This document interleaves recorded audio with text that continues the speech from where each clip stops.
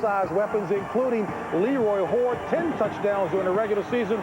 He scored once every 13 times he touched the ball. He scored there. That made it 24-7 Minnesota at the half. As we welcome you back inside of Studio 2A, Cris, Howie, Terry, yours truly, James Brown. Kareem Abdul-Jabbar once said about his Lakers, we have far too many weapons and too many ways to use them. Minnesota certainly has a plethora of weapons. Yes, Bunch.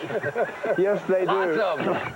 You know, one of the things that I said on the pregame show was that there's one other guy that's no one has really mentioned, and that's running back. He's actually a receiver, kickoff return specialist, David Palmer, out of the University of Alabama. He was an option quarterback there. He was a high school quarterback. Well, here out of the shotgun, he takes the snap directly, goes around the right end, first down. Well, they're not through yet. Now he goes in motion, wide right, double wing right. Cunningham fires a quick little hitch to him. He turns it up the field, another first down. And then later from the shotgun, David Palmer rolls right and then attempts to throw a pass. So what Brian Billick has done is gotten everybody involved in this offense. Everyone, including running backs, wide receivers, has caught a pass. And Jake Plummer, for as great a player as he's been this year, he fell into the Vikings trap that so many quarterbacks have. The Vikings are going to give you the short ball control passes underneath, but they're not going to let you work it down the field. Jake's with the pump fake, little look late down the middle, gets picked off, had 2 early interceptions, really turned this thing around. Now on the one long drive that they had down the field, he got back to it. Dump it off to the back, dump it off to the tight end, work the ball down the field. The Vikings let you have that one. They're not going to give you the big shot. Yeah, I agree with John Madden. The Minnesota Vikings reestablished in that last drive. At that point, Arizona held them out of the end zone on 2 long drives. Once an interception, held them to a field goal another time. That last touchdown really hurt them. Over 20 minutes in time of possession. The offensive line in the running game is a slow, methodical way to get beaten. That defense has to be tired. Jake the Snake led them on a 7-minute, 52-second drive, their longest time possession drive of the year. That defense right now is in that locker room with their tongue around their shoes. That's when fatigue sets in, and that's when you have bigger plays. Take away something. I don't care what you do. Robert Smith, 81 yards rush, and everybody's catch. Take away There's something. 11 holes in the boat. Take away the running game. There's 11 and holes in let the boat. You got 10 Cunningham throw it. You're going to get you. It's the only way you got a chance. You got to take away the running AFC game. title picture now is all set in terms of who will be playing. It will be the New York Jets against Denver.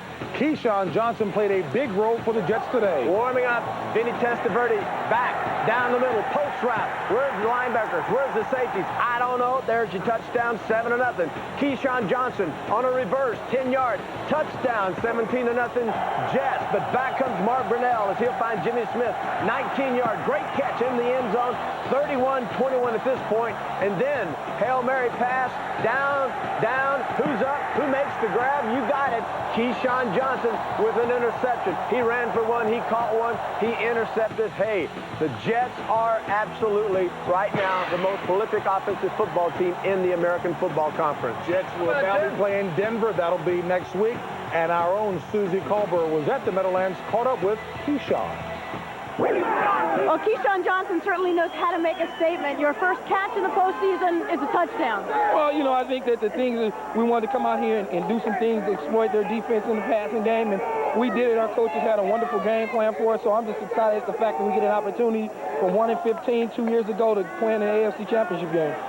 All right, and speaking of that AFC Championship game, Jets back in the title game for the first time since 1983, but they're 0-3 in Denver. The Jets made a lot of great plays out there today, but they also made a lot of big mistakes. They only have 19 players with playoff experience. They got away with the mistakes out there today, but next week against the world champions in Denver, they have to clean it up. Last Jets victory in Denver in 1978. But you like the Jets. You say they are playing the best? I think they are. They are. I think they're absolutely playing the best. All righty, folks. With that in mind, 24-7 the halftime score here. We will rejoin Pat Summerall and John Madden after this.